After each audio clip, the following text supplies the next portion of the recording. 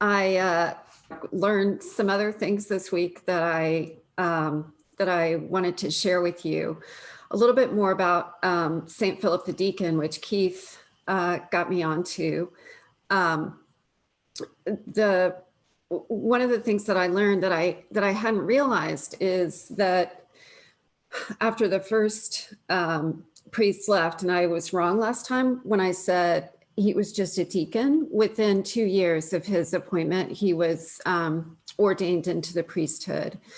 And he served for a full generation, it seemed like 25 or 30 years. And then after several other priests in the mid 80s, Alcina Boozer, who was a local member of the church, went to Union Theological Seminary. The one at, not Union, the one in Berkeley, and was ultimately ordained a priest. When she was invited by Bishop Lederhoff to serve as the priest, she actually maintained her paying job elsewhere. And I was struck again how different it is when parishes, kind of struggle with their financial well-being.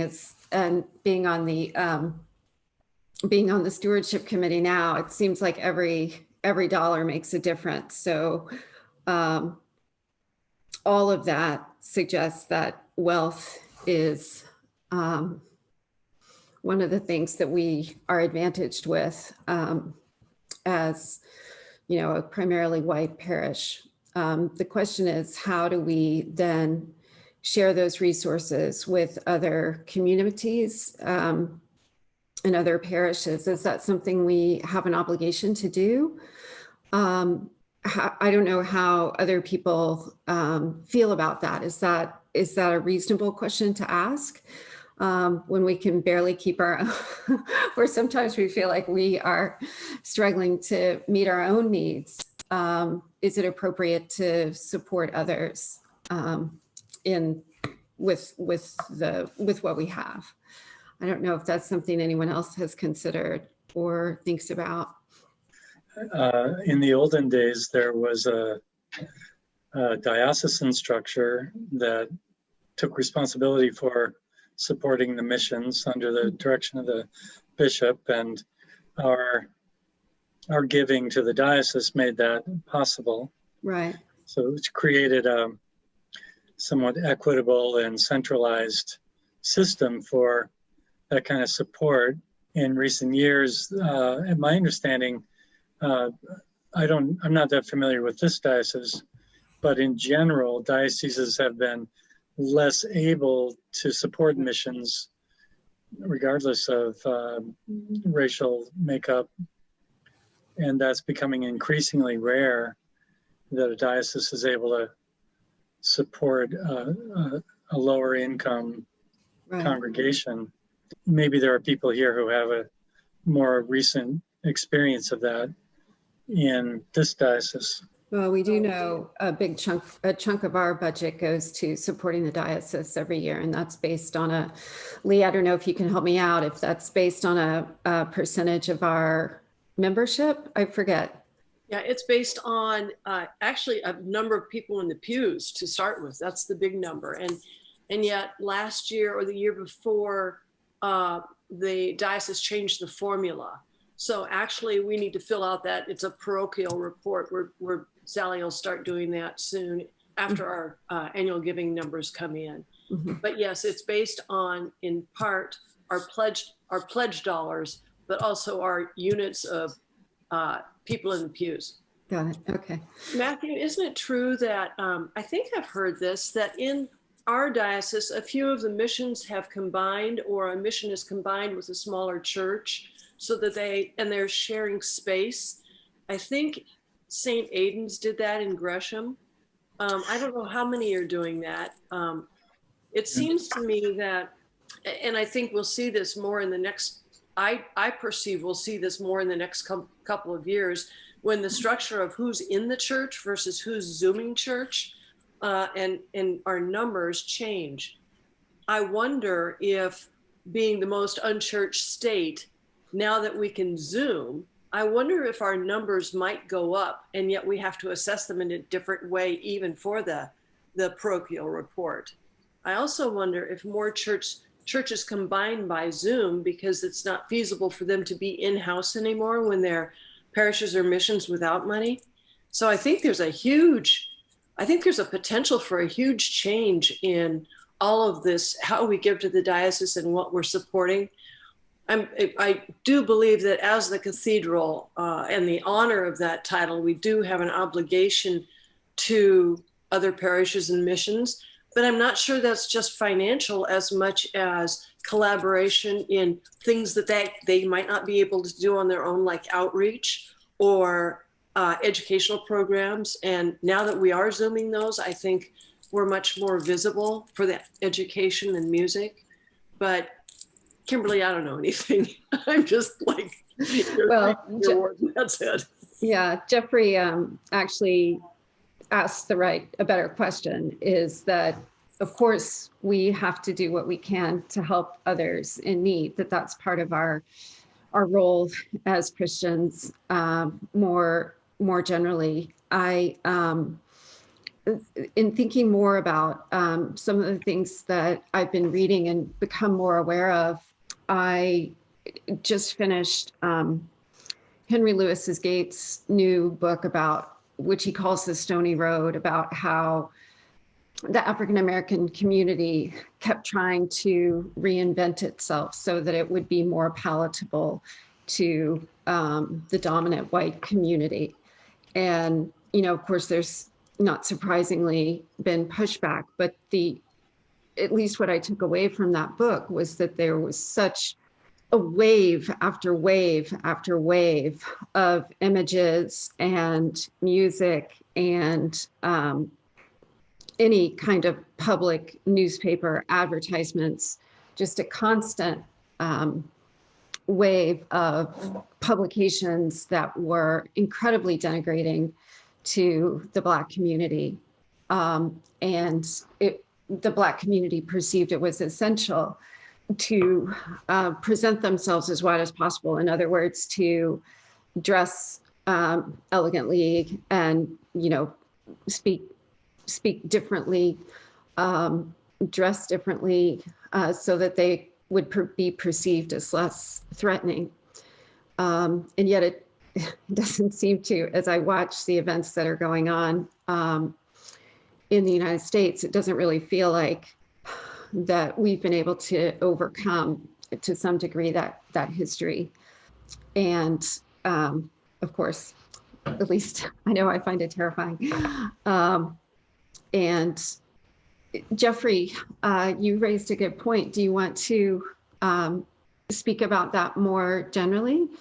Well, I have been on a long journey with all these issues, and the more I get into it, the more I realize my own privilege and my own blindness, which that dominant system that I have benefited from has quite purposely kept me from seeing. Right. And right. So I would say it's not an unusual thing for me to be shocked every day at a new realization of the privilege which I have enjoyed, that has been set up for me to enjoy, for people like me to enjoy, and for others who don't look like me to make sure that they don't have access to that. Right. And I just believe that as Christians, it's not optional for us to deal with these issues and make them the forefront of our work in the world, because that was Jesus' work in the world. That's what Jesus did. He reached out to the marginalized. He reached out to the untouchables. He spent his time with them. And we're very good, I think, especially as Episcopalians, at building incredibly comfortably beautiful spaces for us. Right. So I think our work as Episcopalians is to figure out how to open the doors to people who don't look like us and ask the hard questions of what are we doing that are preventing people who don't look like us from joining us? Right. How can we become a more welcoming community? Yeah. One of the things we've talked about in Vestry is the notion of how to make our doors and our gates porous, rather than making it feel exclusive, or how can we be more embedded into the community than we already are. And it's not a hard question. I mean, it is a very hard question as to how we make that work.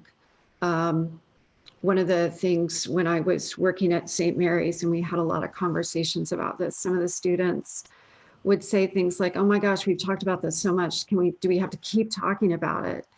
And the students of color were like, "We never talk about anything else. Like, we've never stopped talking about this."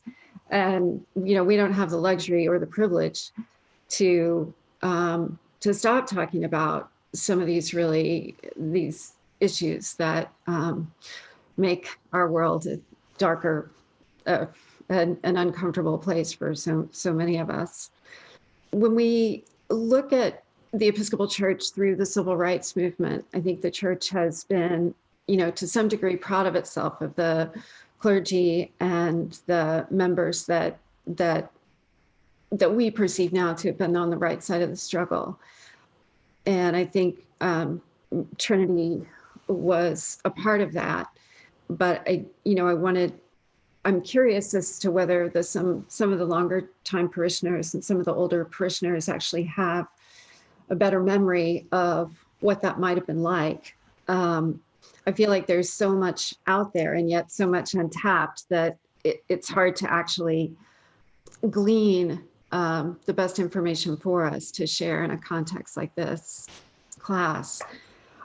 Do people have thoughts about things like reparations, not just within our church community, but more broadly? Is there a way to address the sins of the past? Do we need to find some sort of reconciliation process? I know for a long time, the South Africans spoke a lot about their truth and reconciliation communities. Does anyone know any more about that, or how that's played out in the intervening 30 years?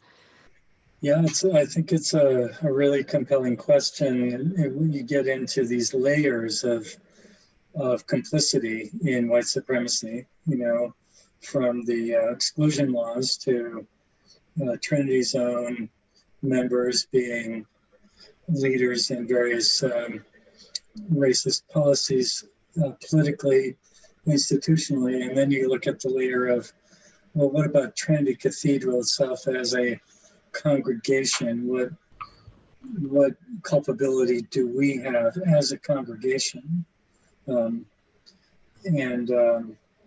What can we do? Of course, Episcopalians have been wringing their hands over the most segregated hour in America issue, for 60, 70 years now.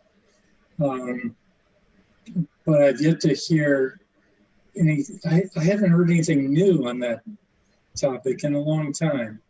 I'm really curious if there is some fresh thinking that's bubbling up for people now in light of the grievous situation that we're in, and the way in which white supremacy is becoming so much more explicit and so much more overt.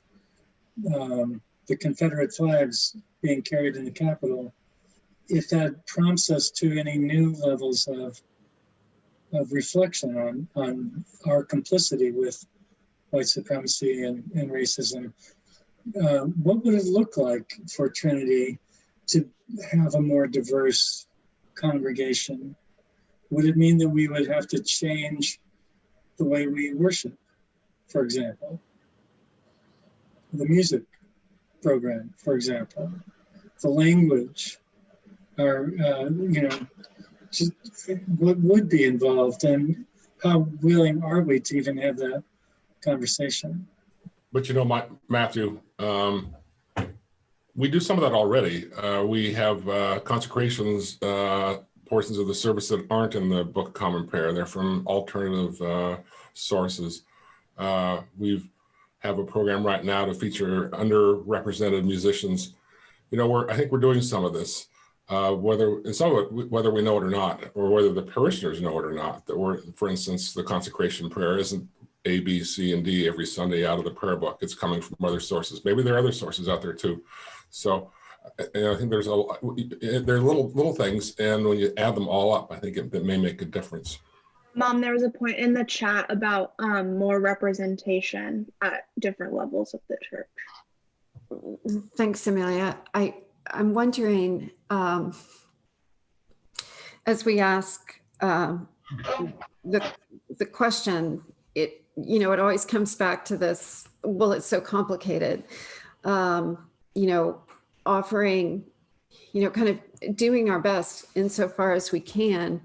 And yet it doesn't necessarily seem to be the right thing. And I continue to struggle with the question of how we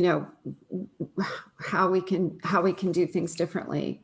I mean, you get to this rock and a hard place between, if we did something more like what a largely Black parish does, would that make our parish more welcoming to people of color? And yet, if we don't know what it's like, it's sort of an impossible question to me, because, we can only be who we are and, continue to do things as we think Christ would in the world, by welcoming the marginalized, by, kind of living in the world and living out our mission as best as we can. Kimberly, I agree. Yeah, it's I appreciate you just pointing out how complex it is, and I get impatient with moralizing and speechifying that assumes that it is clear cut and a simple matter. For us, it never is and never has been. And yet it's something we need to continue to push on. I'm so glad we're just having this conversation and living in this kind of uncomfortable place. We should be uncomfortable. It should be making us kind of off our game a little bit. Right. I welcome this. I'd like to, well, first, I guess, introduce myself. I'm a member of St. David of Wales. I'm also on the Commission to End Racism and on a subcommittee / task force that will be looking into the history of complicity in racism around the diocese, which was the initiative from Alan Murray for last fall at the convention. So, and there are other folks from Trinity who are both on the commission and the task force. So that was a long introduction, but my point is this. First of all, I really appreciate being able to attend these sessions. Second of all, I'm not sure that we're asking the right question in terms of how to make our churches more open. Obviously, that's an excellent question, and we should always be asking that. But I've been part of, Zoom presentations where I have heard African-American people, not particularly local Episcopalians, but say, they just as soon worship with their families and their neighbors and their Black colleagues on Sunday morning. And that when white people are trying to figure out how to get them to come to our churches, that's something we should be thinking about. And again, the obvious thing is we do want to be as welcoming as possible, but I think looking at our own whiteness and, at doing as you all are doing, which is looking at your church's history, and we can do this together as a diocese also, at complicity and how it is every day. We assume that whiteness is the norm. I think that African American and other worshipers of color, if we, you know, if we could just do that, they would really be pleased and don't necessarily have to feel like they have to worship with us or want to worship with us every Sunday. And I'll just also mention that for 13 years, I worshiped at St. Philip the Deacon as a white person in an historically Black congregation. And right now, I don't know that it's predominantly Black, but anyway, that was to my benefit. And I grew from that. And I think, again, if we can look at the situation as being to the benefit of white people and not be thinking about, there's just different lenses that we can use when we look at this issue. So thanks. And with that, I will mute myself. Malin, thank you. Thank you. Thank you. Those were some great points. Jan, it looks like you have a question or your hand is raised. Yes, it is. And I personally, in high school, was part of an intentionally ethnically and racially diverse non-denominational congregation that my mother joined first, that I was part of, that had intentionally African American and Caucasian leadership among the clergy. And leadership of the congregation was intentionally formed in the 70s to be met before my time there, to be integrated. So I had that experience. And then when almost 9 years I lived in Texas, I was part of a congregation that was, I don't think it was intentionally, but had just because it's Dallas and that's the makeup of the community, for the we call Anglo speaking, which is anyone who doesn't, isn't Spanish speaking first, was African American and white mixed. And occasion we went through a series of interims, but we'd occasionally have visiting clergy who are African American, in addition to and the congregation was itself pretty mixed intentionally. It just happened because of demographic shift in the neighborhood. I think that's something also to be looked at, is for those of us, how many of us have had that experience of being in that, and for those, how did it happen for those congregations that we'd been a part of? Was it just demographics happened, or was there intentionality? Thank you, Jan. I totally agree, of course. And the problem, of course, is white churches tend to produce white clergy. And it's a self-fulfilling prophecy. It's the problem of having little diversity in our pews is that tends to produce few clergy who are of color as well. And so it's a constant issue and a constant problem. And when you have historically Black Episcopal congregations in decline, along with all other small congregations in decline, that tends to compound the problem. So I don't know if we're making a lot of progress on that right now. It's a really good point, though. Now, to the Vestry. Go ahead, Lee. This year on our nominating committee, we were acutely aware that we wanted to move into some more diversity.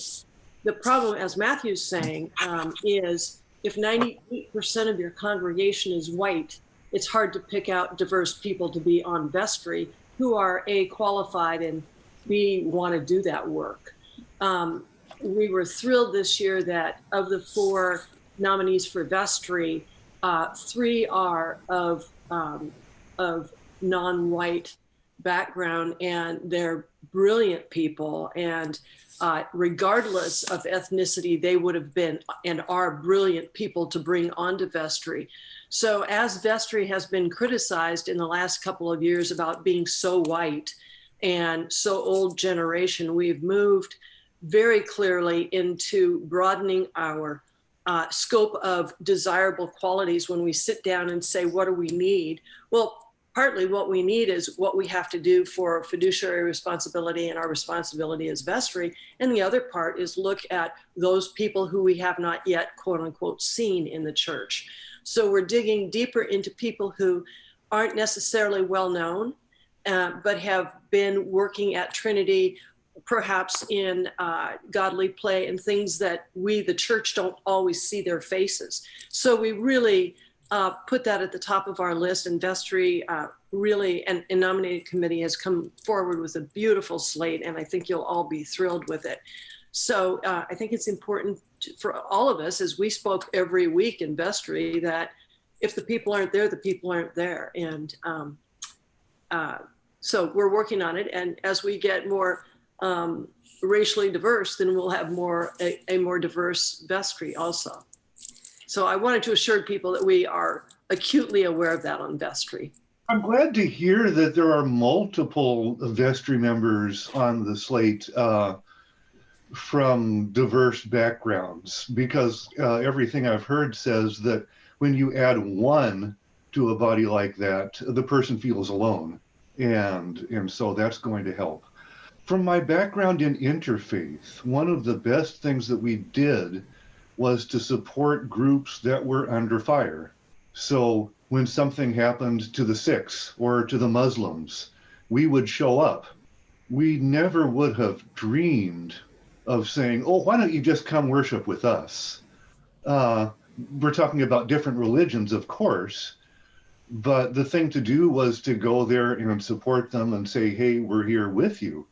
And I like what you're saying, Madeline, that actually joining a congregation, worshiping with people over a long period of time, how else are we really going to learn?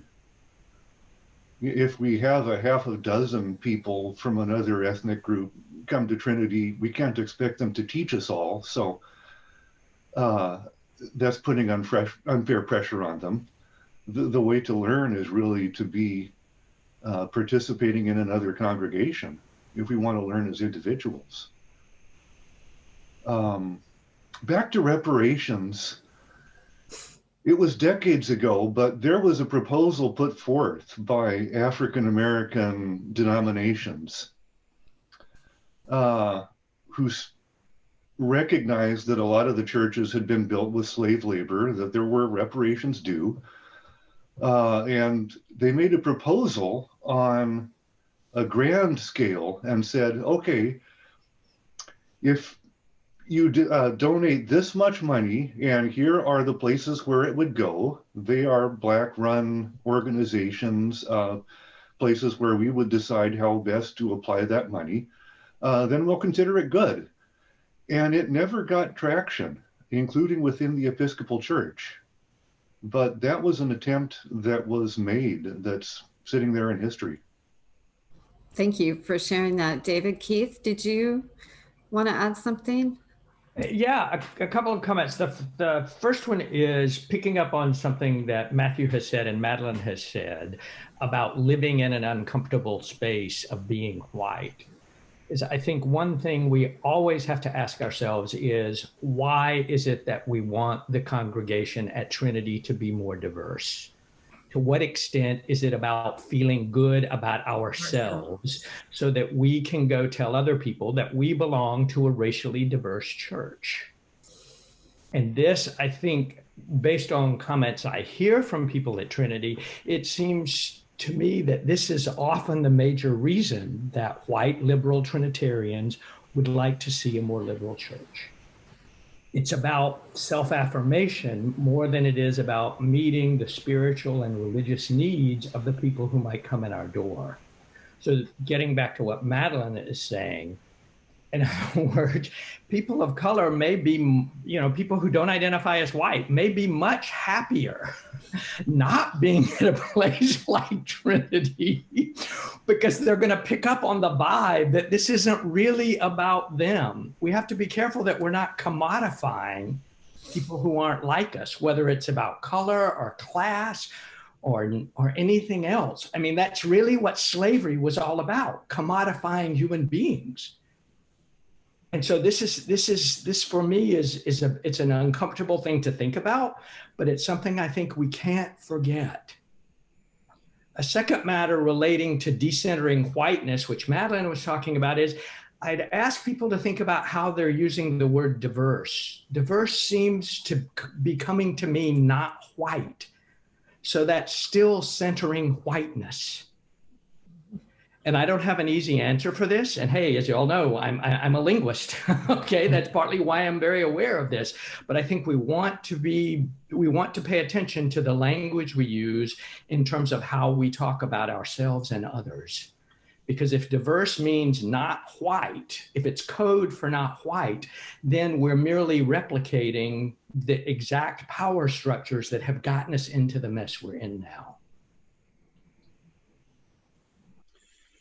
Thanks, Keith. I couldn't agree more. If I could just jump in for a second, I think I always think the metaphor that works for me all the time is, if you're, say, a British aristocrat and you've taken a fancy to a commoner, and you sit in your mansion wondering why the commoner won't come over for tea, so that you can meet her and court her and woo her, and you're stuck in that place.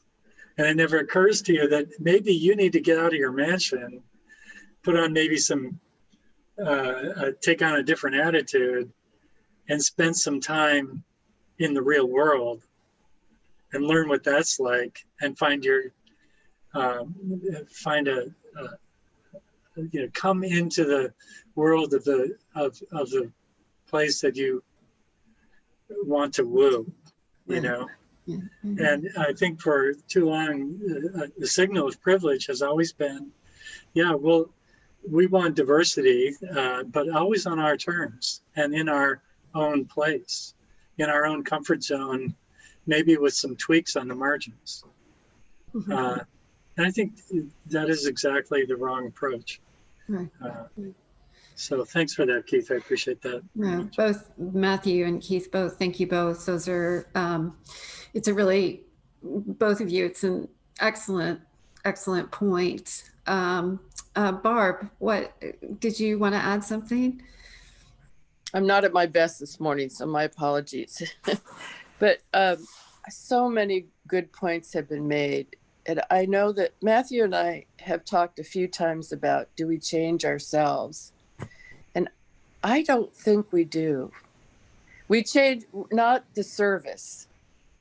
We think about, because I think that would be like us trying to pretend like we're Native Americans and wearing the jewelry. But I think some of it, for me, it is sitting with the discomfort, but it is really starting to tell the truth in ways that we haven't before. And one of the things, and I'm saying this totally out of love, but one of the things that I think is happening is that, thank you, Jan, it's appropriation. But one of the things I think that is hard for us in telling the truth is really looking at ourselves. Using the word "it's complicated" is a barrier to this work. Some of the I work on 2 diocese groups, and I'm very aware that there are a lot of people from the Hispanic community that are part of our church, the wider church. And for example, I think a lot of it is still learning. I know some people have said it's critically about that you're not action oriented. Well, I think our actions need to be within and without. How do we change the way we interact with people who come into the cathedral who are different? And for example, I know that I've had conversations with, we do a great job of serving meals, but how do the people interact, the hosts? How do they interact with the people who come? I know that I see many people who have lots of different abilities coming to those meals and coming with those needs. And how do we talk to them? How do we greet them? You know, I guess I'm sort of one of the worst offenders. So there's part of that. But also there's a perception still, even though we think we're doing a good job, that we are not communicating in the way that we need to be communicating as a church. And that we're not the only church who doesn't share what we're doing. But I think communication for Trinity has improved tremendously. But I think that people are still telling me outside of Trinity that they don't know all these great things that we're doing when I talk about it. Mm-hmm. And one of our Hispanic priests talked yesterday at a meeting I was at a couple weeks ago, that people in the Hispanic community, they do not want to use Zoom. It's been a struggle for him. Because it's a sensitive issue for them. And he said it was in terms of privacy and worry about, you know, being in Zoom and having things recorded. So, and when we have I know Julia really was invested in the reaching out to the Spanish speaking population. When we had the posada at the cathedral, we had hosts. We didn't have nearly as many people from our own parish that participated as there were people who came to us. So I think, you know, we need to look at the kinds, we just need to keep asking difficult questions of ourselves. And I really like what everyone has said this morning about being uncomfortable, continuing to ask ourselves, do we really is there really the will to do it? I think among many of us there is, but it requires more work than many people, I think, want to commit themselves to. Yeah. I know this is a hard thing for me to say, and I don't mean it in a critical way, but it just takes a lot of work, and it takes every single day looking beyond. I look beyond my house, beyond, you know, and people say, oh, well, you know, all you want to do is read. But hey, reading is a really great thing. To read more, to ask questions, to do the kinds of things that we're doing in this hour is really, really important to keep doing that. I agree. I find myself picking up and, you know, going down rabbit holes in terms of reading different sources. And there's just such a wealth of material available right now to consider. Do you mind if I add one more thing? No, go. One thing that keeps coming up, this came up with Train, is that on our website, Train is buried. You have to go under layer after layer to even see. And, you know, recently Alan Murray and Diane Pinney, you know, we've talked about having a more visible presence on the website of this work and what we're trying to do. I don't think we have to have all the answers before we start saying that we want to be on this journey and we want to do a better job. Yeah, thank you. I just wanted to add an example from Oregon Episcopal School, where I worked my entire life, I guess. Maybe 30 years ago, when a relatively young graduate was killed in an automobile accident, his father set up a scholarship, full ride scholarship, because obviously a private school is expensive, for a male African American. And this may be out of date because I've been retired for 10 or 11 years, but our sense always was that they had real difficulty finding someone who was willing to be the recipient of that scholarship. because obviously coming to OES involved coming across the city, you know, to a western suburb and being in a community that was, you know, 95% white, if not higher. And it's just illustrative to me of how difficult it is to have each of our groups or societies or organizations representative of the diversity in our population. That's not the church necessarily, but I guess OES is related to the church. Hey, Lee, did you want to add something? Yeah, I want to go back to Barb's comment. I think she's right on, and I want to talk about the lack of communication from the vestry.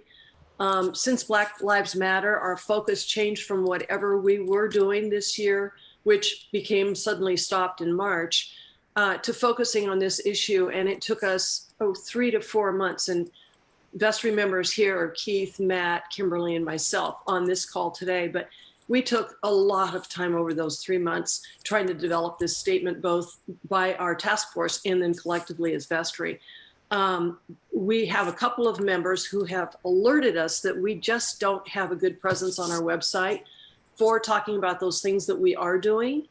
And 2 things. One is that we will start having in our weekly email, not weekly, but in that piece of work, an update on what we're doing collectively, because there are many groups now who have started doing things individually, like train and like outreach and like education. Yet we're not pooling that into one space where someone can look at our website or our email and say, oh my gosh, Trinity is working on this. And so you'll see a presence maybe once a month of trying to put it all together so we can not pat ourselves on the back, but that others outside of Trinity can say, oh, they do have a conscience about this and they are working toward it. So that's one thing. And the second thing is that I assume that Vestry Retreat will be mostly focused on this issue of communication and what we're doing within the walls and outside of the walls. And so we'll come back in the spring with hopefully new ideas and new thoughts. I would encourage, I mean, there are 4 of us here right now. I would encourage everybody to write us by emails and say, give us ideas, or talk to us about our lack of visibility, or talk to us about needs that you've had in your little group, your smaller group conversations. Because remember, if you don't communicate to us backwards into Vestry, Vestry doesn't necessarily hear what's going on out there. The Vestry email is vestry@trinity-episcopal.org. And so that comes right to us. And that's the only way we can hear from the community. And I know there are only 19 of us here today, 15 who aren't on Vestry. So I would implore you to talk to your friends, and in your small group, shoot us emails or shoot us texts or whatever you'd like to do, so that we can become more aware of what we are doing or what we need to be doing or what people are thinking about. So that's an invitation. Thanks, Lee. You guys, there have been so many good questions and thoughtful points raised, but I suspect people want a little break before church begins. So I will sign off. And again, thank you guys so much for coming. I think we've opened, I think the can was already open, but we really need to be excited about all the different things that we find in there. So thank you guys so very much for coming. I really appreciate it. And we'll look forward to further conversations where we can keep digging a little deeper and find our best selves.